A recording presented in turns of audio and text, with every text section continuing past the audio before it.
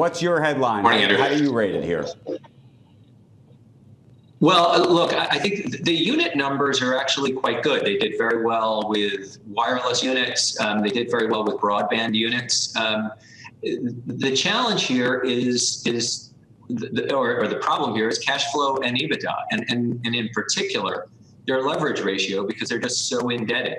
So, look, AT&T will rise or fall from here based on what the risk is to the dividend. The market has clearly sussed out that the dividend is not absolutely assured anymore.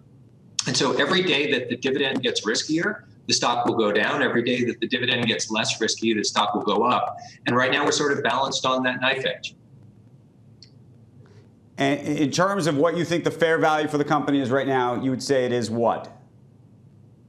It's probably about $24. That was probably a bolder call back when it was in the mid-30s than it is now. But we said, look, it's a funny thing because usually companies trade for, particularly conglomerates like AT&T is now, tend to trade at a discount to their sum of the parts. Because the dividend was so high, AT&T has traded far in excess of the value of the sum of its parts for a long time. The sum of its parts is probably worth about $24. So, you think about Elliott Management getting involved in this company. Has this been a service or disservice to the company?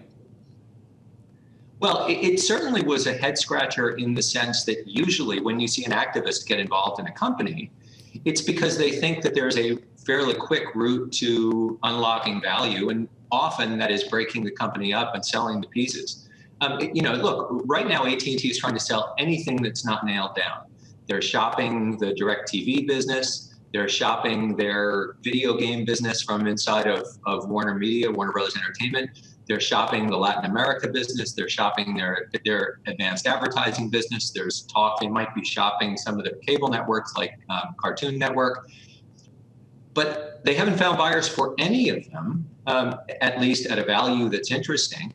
And in part, because they're so highly levered, unless you can sell the pieces for meaningfully in excess of the leverage ratio, it doesn't help delever the balance sheet.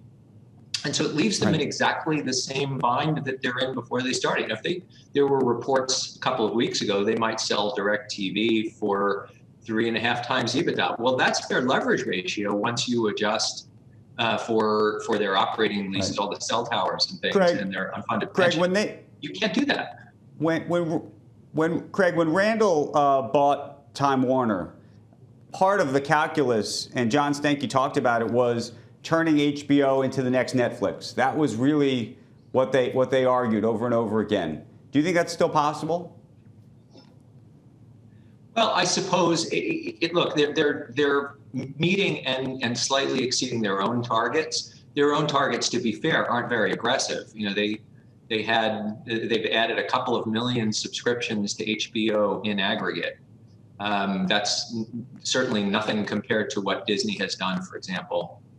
But yeah, look, HBO is okay, but let's not forget that the core of Warner Media was not HBO when they bought it. The core of Warner Media was Turner Networks. And the overall EBITDA of Warner Media this morning is down 36% year over year, with weakness at film studio because of the difficult release of Tenet into theaters, and then advertising. And so HBO is probably the best part, but it's not the biggest part of Warner Media.